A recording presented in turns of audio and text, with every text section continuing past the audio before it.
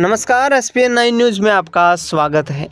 महाराष्ट्र विधानसभा चुनाव के शुरुआत से पहले ही सियासी संग्राम मचता हुआ नजर आ रहा है। लिहाजा महाराष्ट्र में आगामी चंद महीनों में ही विधानसभा के चुनाव होने वाले हैं और इससे पहले भारतीय जनता पार्टी और एनडीए की सरकार पर विपक्षी दल हावी होते हुए नजर आ रहे हैं। पिछले दिनों हमने देखा कि महाराष्ट्र के सिंधुदुर्ग जिले में जिस तरीके से छत्रपति शिवाजी महाराज की मूर्ति जमींदोज हो गई, उसके बाद एकनाथ शिंदे और केंद्र सरकार पर विपक्ष ने जमकर हमला बोला। इसके साथ साथ ही इसे महाराष्ट्र का अपमान भी बताया गया। इसके साथ साथ आपको बता दें कि महाराष्ट्र में महाविकास आघाड़ी गठबंधन काफ़ी सक्रिय होता हुआ नजर आ रहा है। 2024 के लोकसभा चुनाव में 30 सीटें जीतने के बाद महाविकास आघाड़ी गठबंधन को महाराष्ट्र में सत्ता में वापसी का रास्ता दिखाई दे रहा है।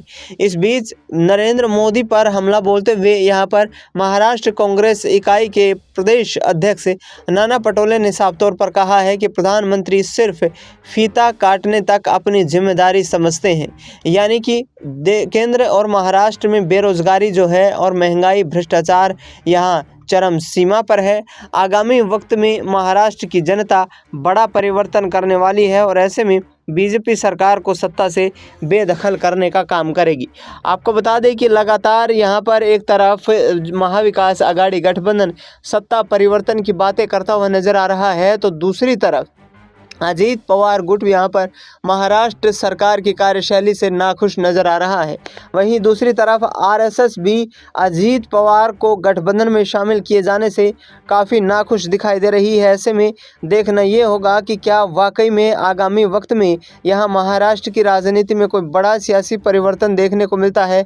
क्या अजीत पवार गुट एक बार फिर से किनारा करता हुआ नजर आएगा, क्योंकि आरएसएस की नाराजगी इस बात के संकेत हैं कि आगामी वक्त में यदि सही फैसले नहीं लिए गए तो महाराष्ट्र से बीजेपी की विदाई तय मानी जा सकती है। अब देखना ये होगा कि आखिरकार महायुति गठबंधन यानी कि इंडिया गठबंधन महाराष्ट्र में विधानसभा चुनाव के वक्त किस तरीके के फैसले लेता हुआ नजर आता है। फिलहाल इस खबर में इतना ही। देश दुनिया की तमाम बड़ी खबरों के लिए आप देखते रहिए एसपीएन 9 न्यूज़।